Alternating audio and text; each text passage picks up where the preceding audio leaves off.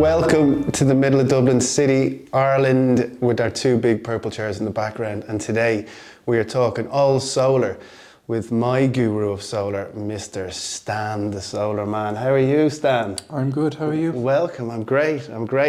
I just wanted to really give people a real feel about solar because it's the big buzzword at the moment in energy prices and solar this and solar that. So really quickly touch on residential and then into the commercial side on how people get it, why they get it and costing. So let's start with residential. How does someone go about getting it and is it beneficial in a normal 3-bedroom semi-detached house? So your first step to getting it is to go to the SEI website. On that website there's a list of contractors, whatever part of the country you're in. Choose any of them. They've all gone through a screening process to get listed. You've obviously made a decision that you want solar, and your motivation may be that you want to leave a better planet for your children, or it may be you want to save a few quid. Both of them are admirable. If you want to save some money, then you want to generate as much of the electricity that you consume as possible from a free source, which is the sun. And your size of solar will depend on your electricity bill. So how much are you using? You can typically offset 30% of your bill with solar without putting a battery in. If you put a battery in, you can get up to about 50%. Paybacks are typically about 10 years. So if your motivation is purely financial, it's a stretch to make it stack up, but the green social responsibility is a key bit of it. And then the grants, what do you say, about $2,500? So you can get a grant from the SEI of up to €2,400 for a 4 kilowatt system, which is about 16 panels. Okay. So, and remember there was, I don't know if it's still the case, there's a restriction on the amount you can put in the house? It's gone in terms of planning, but there's still an ESB restriction, which is 6 kilowatts for single phase and 10 kilowatts for 3-phase. Okay, so you can't go over that? You can't go over that. Okay. And without planning. So in terms of, the big expense there, so it's 10-year payback, then if I want to put in a 7 kilowatt battery or whatever battery for storage, which is that's the best thing to do. Yeah, and it's the best thing to do because you wake up in the morning, you use a load of electricity having breakfast, everybody goes off to their daily routines, the sun shines throughout the day generating power. If you don't use it when you produce it, it goes back to the grid and you get paid a small fee. Nothing to write home about, anyway. Nothing to write home about. And then you come home in the evening and you use a load of electricity having your dinner and getting ready for bed. If you store it in the interim period, you can use it when you use it. So if your electricity rate now is, 24 cents a kilowatt hour, the grid will pay you maybe 13 cents a kilowatt hour, about half of what you pay. It makes no sense to produce it for them. So batteries make sense in an environment where you want to use as much as you can. Typical run-of-the-mill battery is what, 4, 6, 7 grand? I'd say about 3,500. Okay, so for a 5 lot cheaper kilowatt than it hour used to be then. They're cheaper. Yeah. So 13 grand. So it might be another, year, 2-year payback, but it's definitely worth it in the long run because you know that you've filled up the battery with solar while you're out doing your daily. You come back and then, as you said, the washing machine, the dishwasher, all that stuff is coming out of the battery as opposed to being. And it future-proofs you a little bit because electricity, once smart metering comes in, electricity will be charged on a time of use basis. So during the peak periods, you're going to be charged a whole lot more. And if you have the flexibility to use the electricity that you've produced for nothing, when the prices are the highest, you'll save the most. You can't do that without a battery. Yeah, and the great thing though, and a lot of people will have electric cars or in the process of switching to electric cars, I mean, to be able to charge your car at night while you're in bed for free with your own electricity is pretty cool, isn't it? It is, but that's not probably the best way to do it, because your car will have a battery in it. You can use your car battery as a battery with the smart chargers they've got now. The vehicle to load, the vehicle Exactly. to... Yeah. So the bidirectional charging, and there are small losses when you charge a battery and discharge it. So for your car, you're probably better off buying the cheap night rate electricity, which will be cheap. Okay. What's 5 cent, 7 cent? Something around that. A kilowatt, yeah. And you can then use your car to run your house during the day in the future. That's cool. So no more blackouts. No more blackouts. See, I love that. I love that. So that's the vehicle to load. So my house goes down, I can plug the car into the house and watch telly. That's future. So that's interesting. So that's nearly there.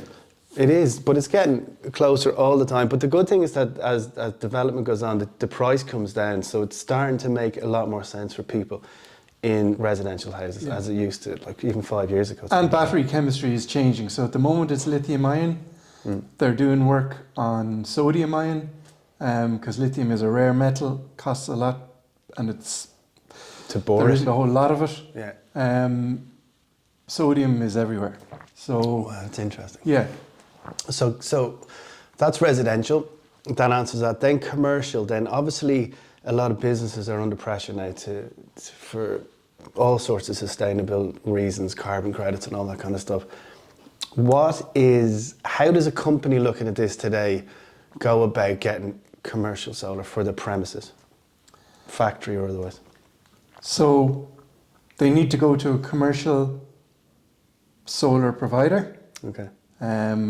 Which we are. Okay. Marvel Power. Yeah. .ie. No plug there now. No plug.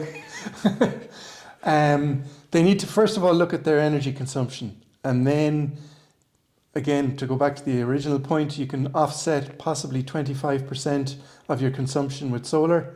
So look at your annual energy consumption, divide it by 4, and that's the size of solar array you need. Okay. So if you're using 100,000 kilowatt hours a year, divide it by 4, 25,000, you need a 25 kilowatt system. Okay. Commercial electricity prices are a lot higher than residential. So if a residential is paying 24 cent, a commercial could easily be paying 40 cent, 60 cent during peak periods. So paybacks are way lower for... So in terms of solar and commercial solar, it's a complement to bring the bill down, but it won't do the whole job. Solar won't ever do the whole job. So you say it's going to be 25% of your full consumption. You'll have to do other things You'll have to do other things. So there are legal obligations for businesses to get their carbon footprint lowered by 2025 and again by 2030. Solar is an easy way to get rid of 25% quickly. Of it. Quickly and cheaply. Makes sense. You've hedged your electricity price at about 7 cents for 20 years. Wow. Yeah. And that's the other thing with solar real quickly. So an actual panel of solar is what, 20-year warranty? Or is it a warranty or is it... So the production is warranted and then the panel itself is warranted. So there's a product warranty, which is about 12 years for most decent panels. And then there's a production warranty. So the company guarantee that this panel will produce this amount of electricity for this period of time. Okay. And then, so that's commercial and residential really, isn't it? Both. Give or take. They're the same panels. Yeah, so the commercial side of it, so and obviously with that kind of volume in commercial, the payback's quicker then, isn't it? Yeah. So it's cheaper per kilowatt of solar installed because the systems are bigger. But you remember we were only talking a few weeks ago and you were saying that a particular job we were talking about, the payback's going to be 3 or 4 years. Now it's kind of 18 months kind of thing because of the prices. Price of electricity. Yeah, that's phenomenal. So as the price of electricity goes up, your payback comes down. Wow. You know, and if that war goes on for another year, we have one customer in the UK and they're looking at a 3 megawatt install on a roof.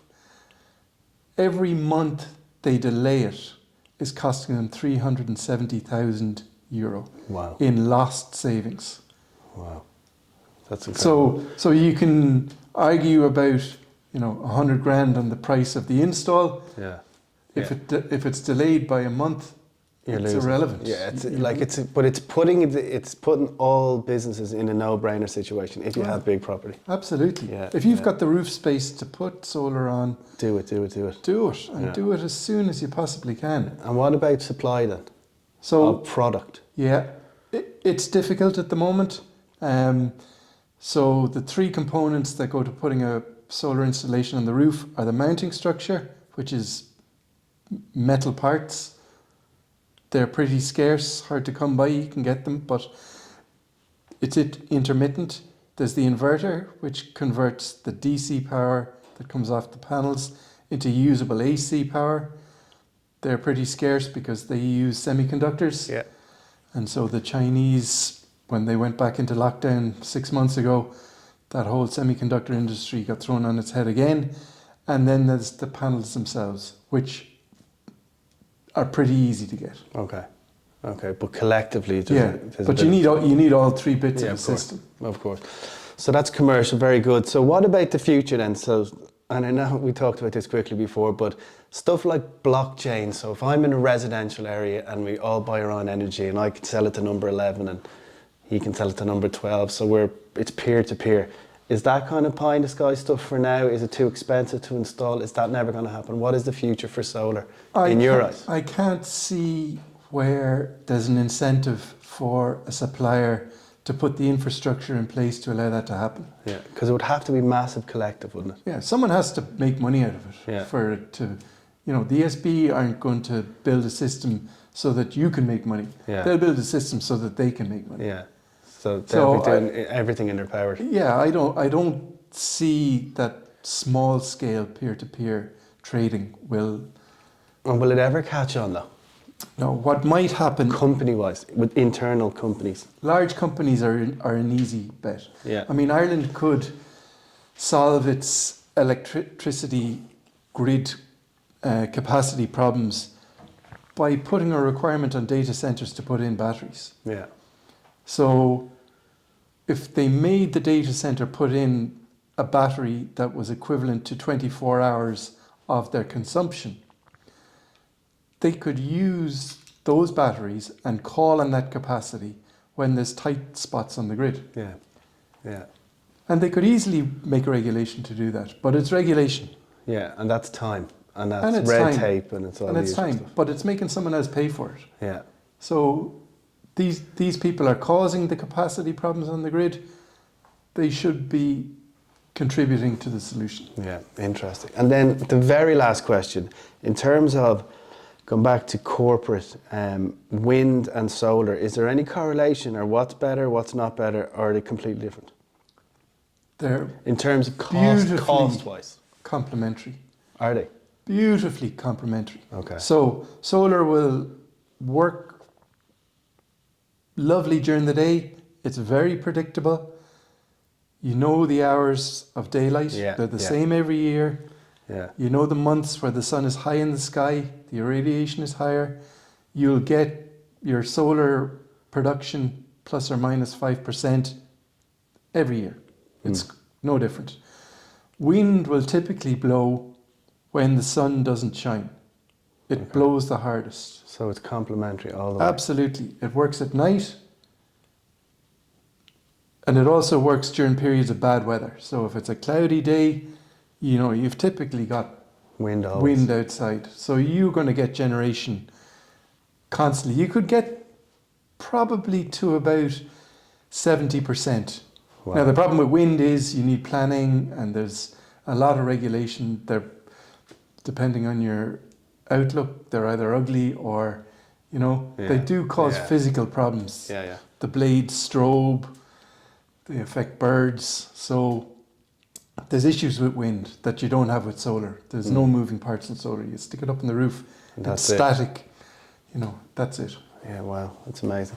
I think that's pretty much it then, Stan. That's great. Fair play to you. No Thanks problem. very much. Because what we're trying to do here is let people understand the basics, the nuts and bolts of all these kind of things. Because we hear these solar and wind and energy and free and Yeah. grants, and people don't really understand it, but this is a real insight, so thank you. Solar is very simple. Yeah. Yeah, no problem. Just like me. So let's join us next time. Thanks to Stan for that great insight. And if any questions, get on, comment, subscribe, and ring notification bells and all sorts. Until the next time, take care. Bye. Bye.